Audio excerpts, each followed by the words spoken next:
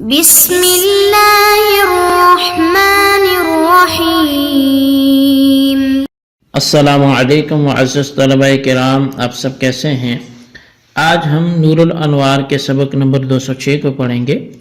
آج کے ہمارے سبق کا عنوان ہے اقل جمع کا بیان۔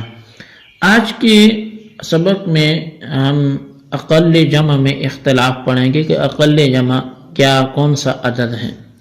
چونکہ گزشتہ اسباق میں آپ نے سنا پڑھا کہ ہم نے اس عدد کا بیان کیا ہے کہ جس پر عام کے اندر تخصیص ختم ہو جاتی ہے، پھر اس کی دو قسمیں بھی بیان کی۔ تو چونکہ امام شافعی اور امام مالک علیہ الرحمہ کا اس معاملے میں اختلاف ہے اقل جمع کی بنیاد پر، تو اسی تفصیل کو ذکر کرتے ہوئے مصنف علیہ الرحمہ آج کی عبارت وقال بعض اصحاب شافعی و مالکن سے شروع کرتے ہیں۔ تو آئیے سب سے پہلے عبارت پڑھ کر اس کا ترجمہ کرتے ہیں، اس کے بعد باقاعدہ سبق کی وضاحت کی طرف بڑھتے ہیں۔ مصنف علیہ الرحمہ لکھتے ہیں وقال بعض اصحاب الشافعی و مالکن ان اقل الجمع اثنان وينتهي التخصيص إليه تمسكا بقوله عليه السلام الاثنان فما فوقهما جماعة۔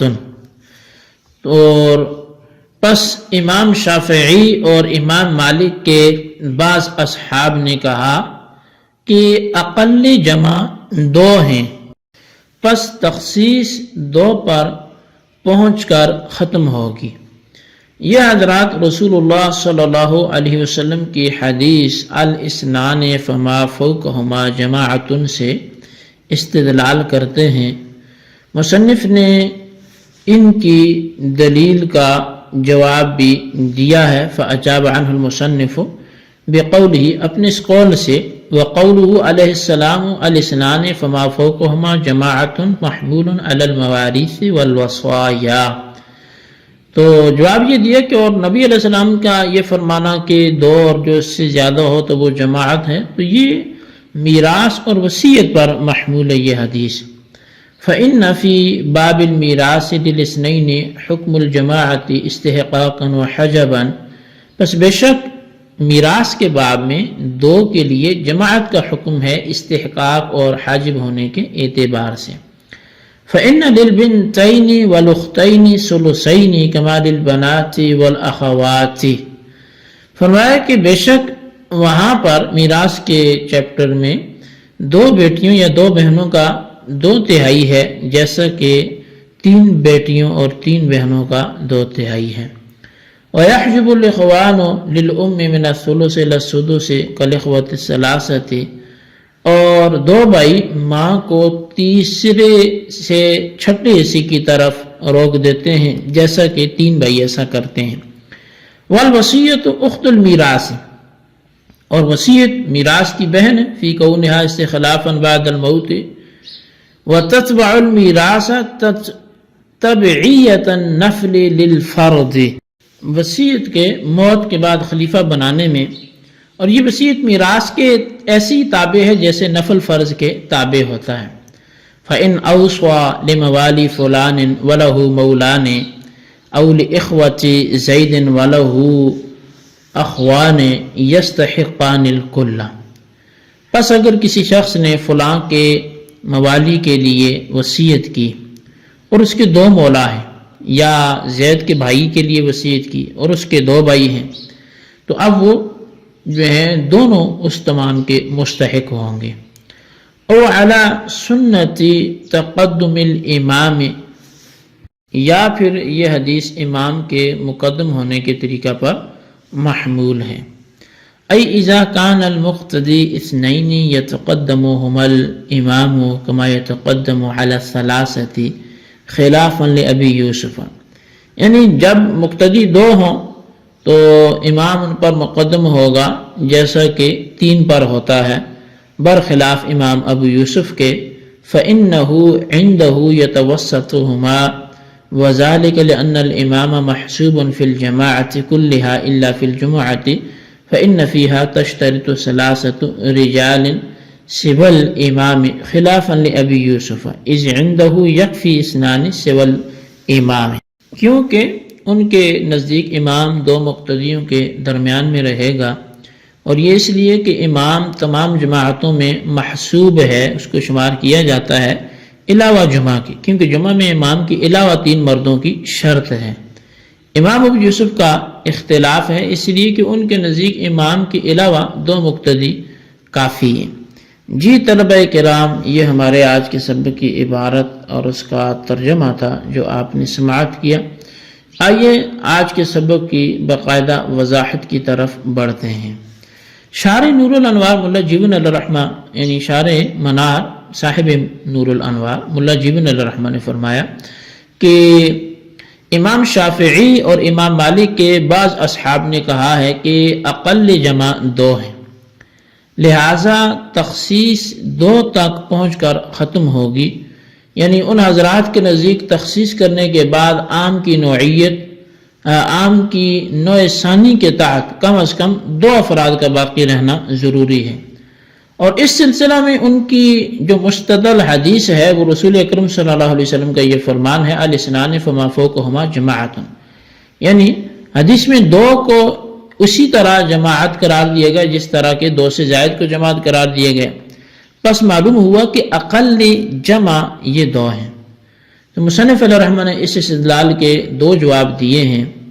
پہلا جواب تو یہ ہے کہ یہ حدیث احکام میراث اور احکام وصیت پر محمول ہے، یعنی حقدار اور حاجب بننے میں 2 کو وہی حکم حاصل ہے جو حکم جماعت یعنی 2 سے زائد کو حاصل ہے۔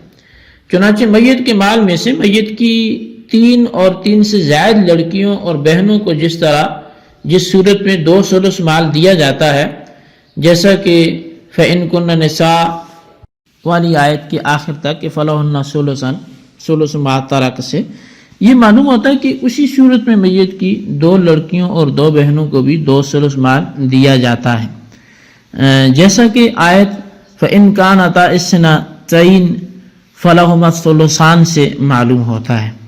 اور اگر میت کی اولاد نہ ہو تو میت کی ماں کو 1 ثلث دیا جاتا ہے، لیکن اگر میت کے 3 یا 3 سے زائد بھائی ہوں تو یہ میت کی ماں کا حصہ ثلث سے جو ماں کا حصہ ہے وہ ثلث سے گھٹا کر سدس کر دیتے ہیں۔ تو اسی طرح اگر میت کے 2 بھائی ہوں تو وہ بھی میت کی ماں کا حصہ گھٹا کر ثلث سے سدس کر دیتے ہیں۔ ان دونوں مسئلوں سے معلوم ہوا کہ 2 کو جماعت کا حکم حاصل ہے۔ بس رسول اللہ صلی اللہ علیہ وسلم کا جو قول ہے الاثنان فما فوقہما جماعت، اسی باب میراث پر محمول ہے، یعنی باب میراث میں 2 کو جماعت کا حکم حاصل ہے اور اس میں کوئی اختلاف نہیں ہے۔ اختلاف تو اس بارے میں ہے کہ جمع کا صیغہ 2 کے لیے موضوع ہے یا نہیں۔ تو شارح فرماتے ہیں کہ وصیت میراث کی بہن ہے اور اس کی نظیر ہے، اس طور پر کہ جس طرح وارث میت کا خلیفہ ہوتا ہے اسی طرح موصی لہو بھی میت کا خلیفہ ہوتا ہے، اور وصیت میراث کی اسی طرح تابع ہے جس طرح نفل فرض کے تابع ہوتا ہے، کیونکہ میراث دلیل قطعی سے ثابت ہے، اس میں بندے کو کوئی اختیار نہیں ہے، اور وصیت نفل ہے اور اختیاری ہے، بس وصیت میراث کے تابع ہوگی جیسے نفل فرض کے تابع ہوتا ہے۔ اور مطبوع یعنی جو میراث ہے اس میں 2 کو جمع کا درجہ دیا گیا، لہذا تابع یعنی وصیت میں بھی 2 کو جمع کا درجہ دیا جائے گا۔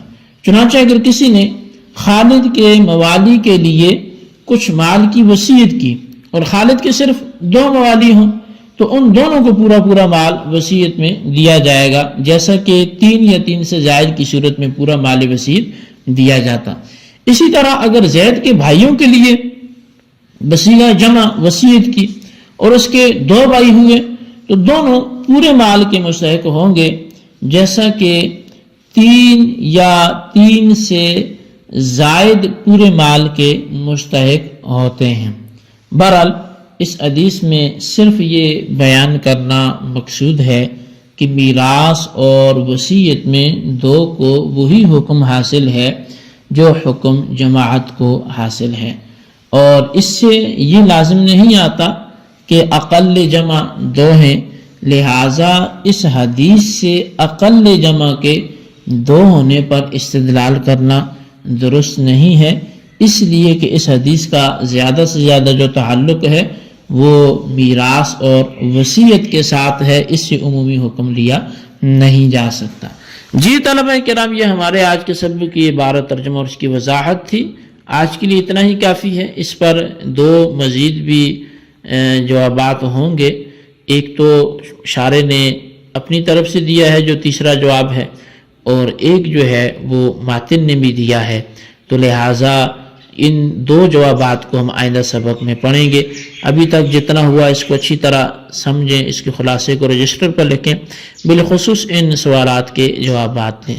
سوال نمبر 1 یہ کہ امام شافعی اور امام مالک کے ہاں اقل جمع کی مقدار کیا ہے اور اس پر ان کی دلیل کیا ہے، اور سوال نمبر 2 یہ ہے کہ ان کی دلیل کا جواب احناف کیا دیتے ہیں، تحریر کریں۔ اللہ تبارک و تعالیٰ سے دعا ہے جو کچھ ہم نے پڑھا سنوں سے یاد رکھنے کی توفیق نصیب فرمائے، آمین بجاہ النبی الامین صلی اللہ علیہ وسلم۔